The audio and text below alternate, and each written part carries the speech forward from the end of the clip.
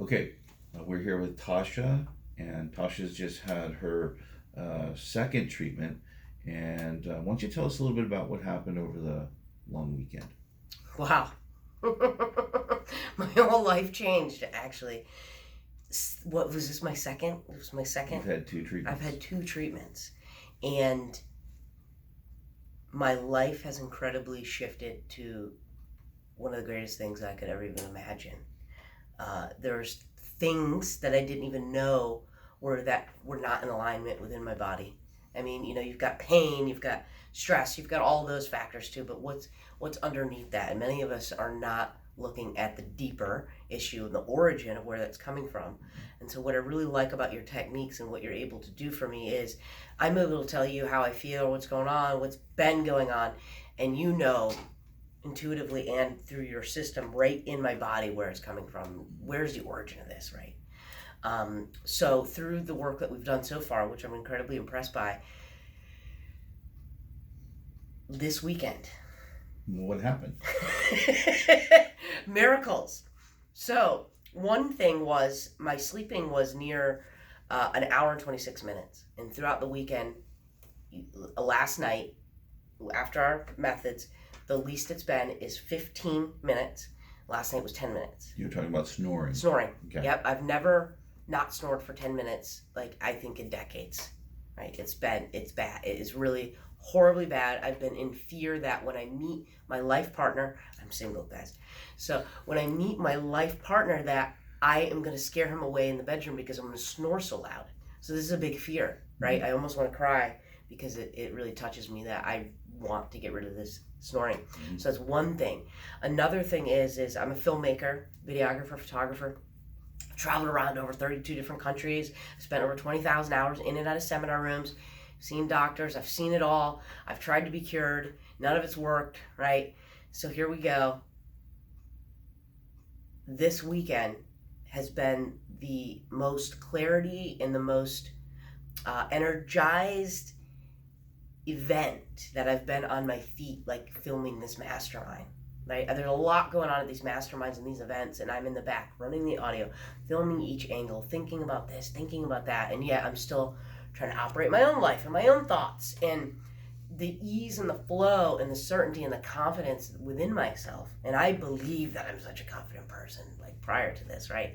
But my confidence has gone off the charts above and beyond of what I had ever thought. Things are just coming into alignment more and frequently, and I'm able to see it clearly as well.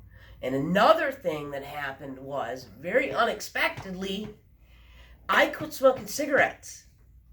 Okay, so we go from a pack a day, from 38 in a few days, a pack a day for nearly 20 years, which has been stopping me from a lot of things.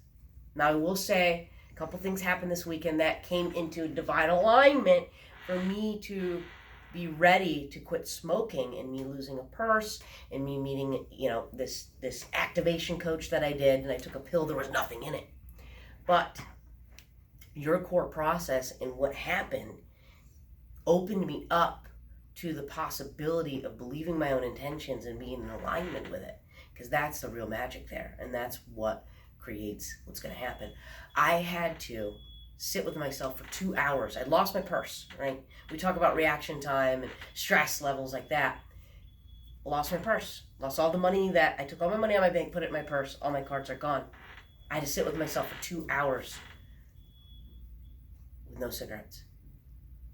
And what was that 2 hours like?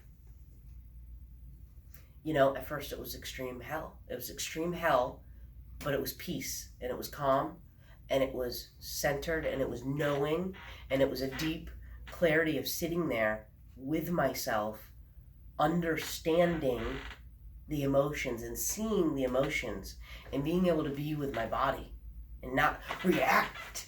Where's the cigarettes? I can't have a cigarette. Who can give me money? Who can give me change? So I was able, through your work, to just sit there and be with myself, which doesn't happen unless you're going to take like maybe a hit of acid or maybe mushrooms or something like that. Tell me about emotional volatility. What did you used to be, and what are you now? I was very quick to respond in certain things. And not very mean-like, but I can feel, like if someone were to trigger me, I'd feel it, and then I'd peek it right back out at them. Short fuse, big boom. And what about now? What's the fuse like, and what's the boom like?